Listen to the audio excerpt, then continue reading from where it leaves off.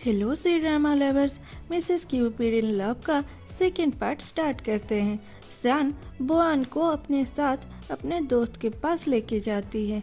उस सिटी में लड़के और लड़की को एक साथ देख के लोग बहुत खराब कमेंट्स करते थे और अलग हो जाने को बोलते थे। इसीलिए सैन अपनी गेटअप चेंज करके बोयान के साथ जाती है।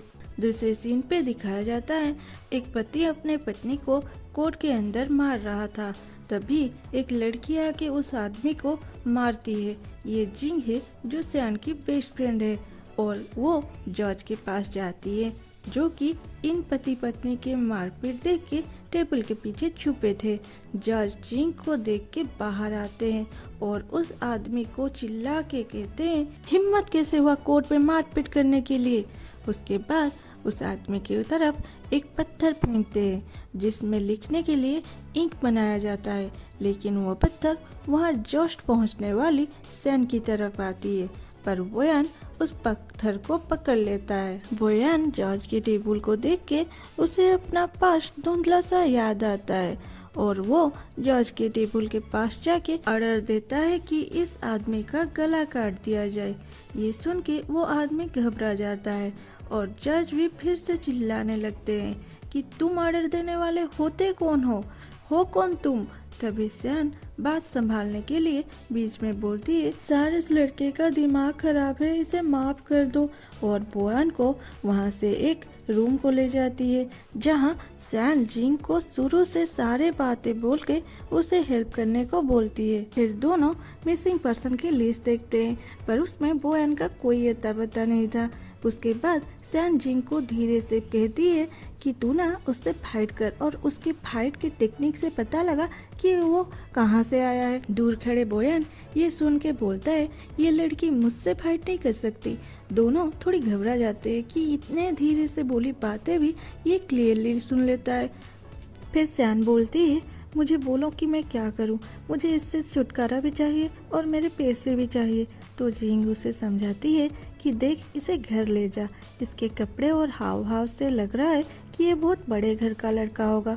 जब इसका मेमोरी वापस आएगा इससे पूरा हिसाब लेना। उसके बाद सैन और उसके पापा बोयान को एक रूम रहने के लिए देते हैं जो कि बहुत ज़्यादा गंदा था। ये देख के बोयान बोलता है तुम्हें नहीं लगता कि इस रूम को साफ करके मुझे देना चाहिए। ये सुन के सैन बोलती है तुम्हें साफ चाहिए तो खुद करो, और सुनो तुम्हें यहाँ रहने के लिए भी इस घर में काम करना पड़ेगा, और वो भी जो हम कहेंगे, तुम्हें चुपचाप सुनना पड़ेगा। बेचारा बोयान करे भी तो क्या करे, आसमान से टपका और सैन पे अटका। बात तो मानना पड़ेगा उसे, नहीं तो जाएगा कहाँ। दूसरे दिन सैन बोयान को घर का छत ठीक करने के लिए बोलती है। बोयान मना कर देता है तो सैन बोलती है ये होल तुमने बनाया है और तुम ही इसे ठीक करोगे। बोयान भी क्या करता, वो सारी टाइल्स को लेता है और नीचे से एक एक करके छत में लगाने लगता है। सारे उसे देखते रह जाते हैं और वो चंद मिनटों में सारा काम खत्म कर देता है। सैन फिर आग बबूला हो जाती है इस बात पे कि जल्दी से काम खत्म हो गया। उसके बाद सारे खाना खाने बैठते हैं। दादी सिर्फ बोयान को ही अच्छी अच्छी डिश देती है। ये देख के बाप बेटी जलने लगते हैं। सैन तो बोयान को दिया खाने का प्लेट अपने पास ले आती है और बोयान को देख के स्माइल करती है। तभी होती है लैंडली की एंट्री। वो खाना लेके आया था पर वो पूरा भीगा हुआ था। पूछने पर वो बोलता है कि बाहर बरसात हो रहा है इसीलिए मैं भीग गया। ये सुन के सारे खाने लगते हैं।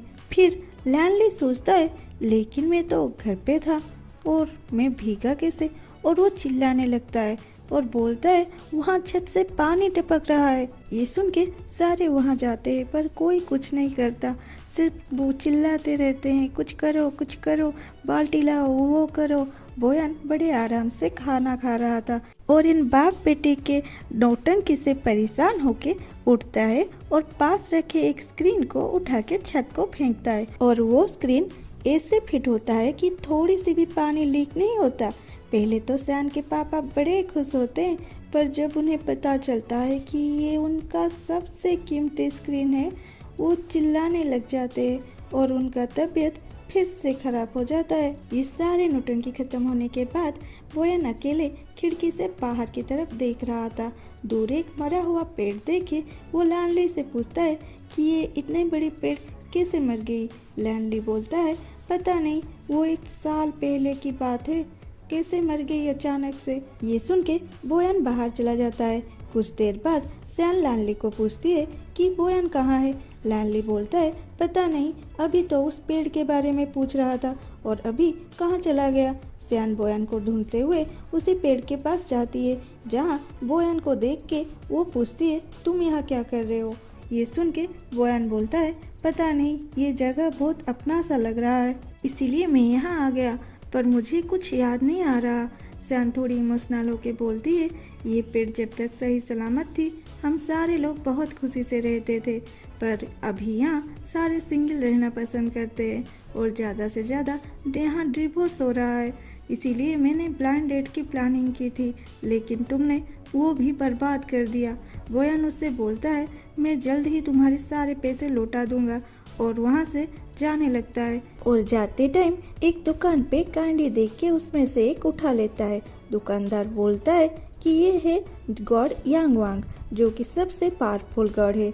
बोयन को वो कैंडी अपने जैसा दिखता है तो वो उसे लेके वहाँ से जाने लगता है। फिर सियान को पैसे देना पड़ता है। सियान दुकानदार को पैसे दे के जा ही रही थी, तभी वो चीटर वाला लड़का सियान को देख के अपने गार्ड के साथ मिलके उसे परेशान करने लगता है। तभी बोयन उन सबकी अच्छी धुलाई करता है, पूरा सर्फ एक्सेल वाला धुलाई। सियान बहुत खुश होता है इन लोगों को मार खाते हुए देख के, लेकिन वो फिर से सैड हो जाती है क्योंकि इस धुलाई की वजह से जो सब नुकसान हुआ था ना, वो सब सियान को भरना पड़ता है। सियान भी क्या करे, नाराज तो थी पर बोले किसको। यहीं पे एपिसोड 1 कंप्लीट हुआ। दोस्तों मेरी एक डाउट है कि मैं ऐसे ही एक एपिसोड को 2 पार्ट करके पूरा डालूं या सिर्फ मेन पार्ट एक्सप्लेन करके एक ही एपिसोड बनाऊं। कमेंट में ज़रूर बताना और सब्सक्राइब भी कर लेना। मिलते हैं कल एक नए एपिसोड के साथ। Tata bye bye.